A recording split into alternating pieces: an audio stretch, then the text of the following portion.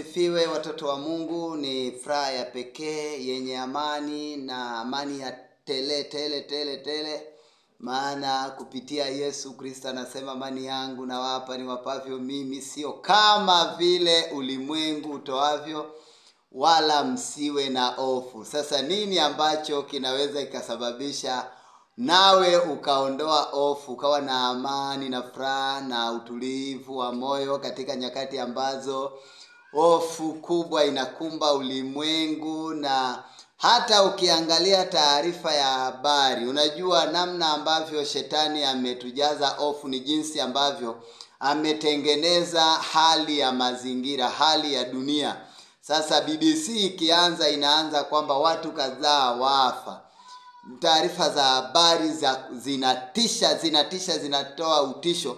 Na pale ambapo taarifa nyingi za hofu, ukiangalia taarifa za habari, na sasa hivi tunapita kwenye mitandao imejaa hofu, vita vikiendelea huko, hali ya maisha mengine ni yale ambayo unayapitia wewe mwenyewe katika kuishi, namna unavyoishi. Mengine yametengenezwa na familia yako tu, imekuondolea hofu, mume wako, mke wako, namna fulani tu, mambo ya kibiashara, jinsi gani, mfumo mzima wa maisha. Ni kweli usipo jijenga vizuri, shetani ameandaa hofu nyingi. Ndio maana Yesu aliposema kwamba amani yangu nawapa niwapavyo mimi, sio kama ulimwengu toavyo, wala msiwe na hofu wala msifadhaike mioyoni mwenu, msiogope.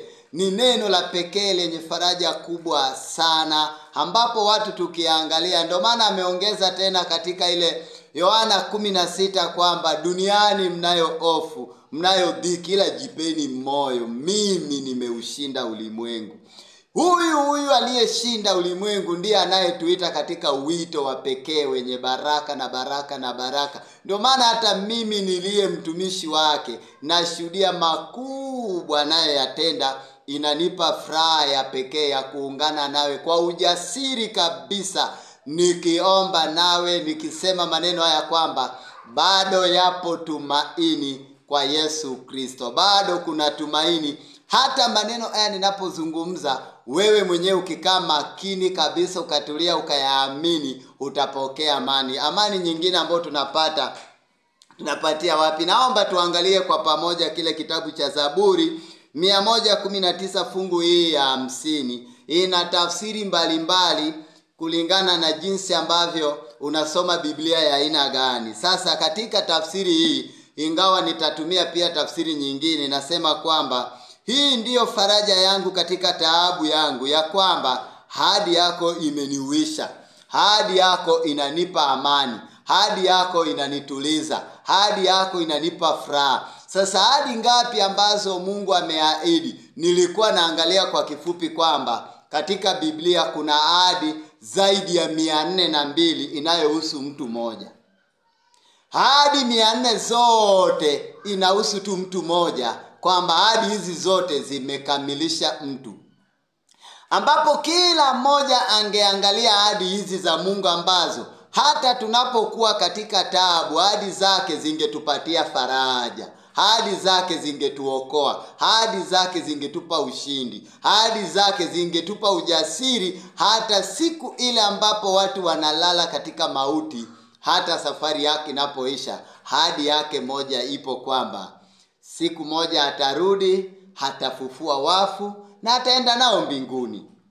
Ahadi yake kwamba atabariki watu wake. Ahadi yake kwamba nimewapa mamlaka ya kukanyaga nyoka na nge na nguvu zote za yule adui, na wala hakuna kitu kitakachowadhuru. Hiyo ndiyo furaha tulio nao watoto wa Mungu, anaosema mimi niko pamoja nawe, nitakushika kwa mkono wangu wa kuume wa haki yangu. Ninapokuambia usiogope, hakika usiogope. Ahadi za Mungu ziko na watu wake, na kwa sababu ya ahadi hizo, nami nakuombea kupitia ahadi hizo. Jina la Bwana litukuzwe.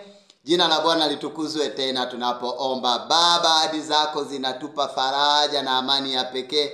Hata sasa hivi kuna mwenzetu ana wasiwasi, ana shida, ana hofu, anajiuliza fanyeje, lakini ahadi zako zilizo bora kabisa zenye ukamilifu impe faraja la pekee wakati huu kwa utukufu wako, imponye na impe amani ya pekee. Mtoto wa Mungu huyu apate amani, amani imuingie, mpatie ushindi hata kama ana maumivu, ana shida, ana mambo yanamkabili kwenye maisha.